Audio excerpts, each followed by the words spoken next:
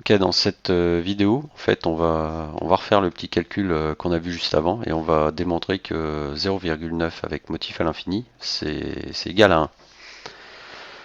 Alors pour ça, on va définir une variable x qu'on va dire égale à ça. Donc en fait, si ça c'est juste, on va donner un nouveau nom à ce nombre et on va l'appeler x. Et après, on va faire nos calculs avec x, sachant que x, de toute façon, ça représente ce nombre-là.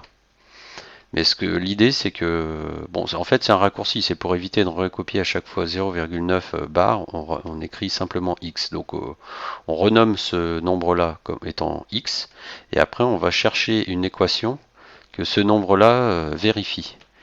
On va chercher une équation, on va trouver une équation, et en résolvant cette équation, on va trouver qu'en fait, x il vaut 1. Donc ça va être l'idée de départ. Donc on postule que x, x c'est un nom, un label pour ce nombre-là. Et donc là, on va dire que x est égal à ce nombre-là, si et seulement si. Donc ça, c'est l'équivalence, hein, c'est le symbole d'équivalence. Ça veut dire que ça implique des deux côtés. Si on a ça, alors on a ça, et si on a ça, alors on a ça. Et si on n'a pas ça, alors on n'a pas ça, et si on n'a pas ça, on n'a pas ça. Voilà. Donc ça, c'est le symbole d'équivalence. On peut dire si et seulement si pour remplacer ce symbole-là. Donc on a x égale 0,9 motif à l'infini, si et seulement si. Donc si on ajoute 9 à ce nombre, donc c'est x, si on lui ajoute 9, ça va nous donner 9,9 avec le motif à l'infini. Donc ça, c'est la première étape. Maintenant, si on divise les deux côtés de l'égalité par 10, on a le droit, puisque 10 est non nul, donc on a le droit de dire que si on a ça, enfin ça, c'est équivalent à ça, à cette expression-là, c'est-à-dire x plus 9 divisé par 10, ce qu'on a ici, égale à 9,9 motif à l'infini divisé par 10. Donc je vais l'écrire ici. On a divisé par 10. Et là, on a divisé par 10. Voilà.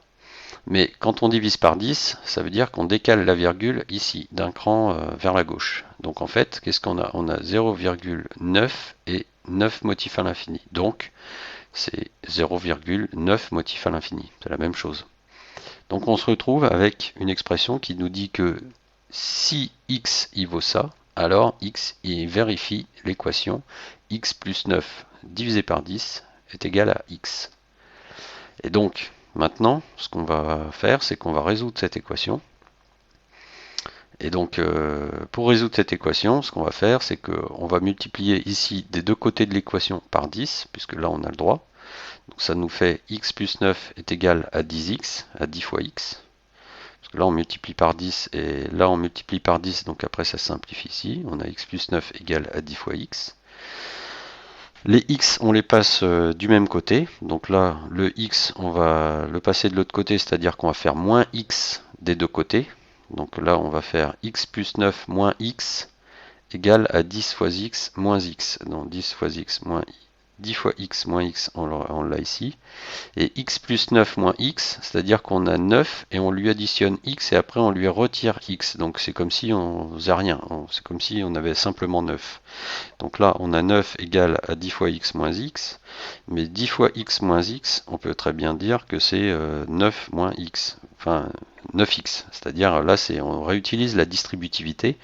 On sait que la distributivité marche pour les entiers, pour les entiers positifs, négatifs, pour les rationnels. On s'est arrangé pour que les opérations, pour que la propriété de distributivité reste valable tout le temps, même avec des rationnels. Donc on sait que là on peut appliquer, là on a 10 fois x moins 1 fois x. Donc quand on applique la distributivité, ça fait 10 moins 1, le tout fois x. Et 10 moins 1 c'est 9, donc on retrouve 9 égale 9 fois x. Et cette équation-là, si on divise des deux côtés par 9, qui est non nul aussi, donc on se retrouve ici avec 1, et ici on simplifie, donc on se retrouve avec x égale 1. Voilà, ça c'est la démonstration, comme quoi x qui vaut 0,9 motif à l'infini, c'est équivalent à x égale 1. Donc on a bien équivalence entre les deux résultats.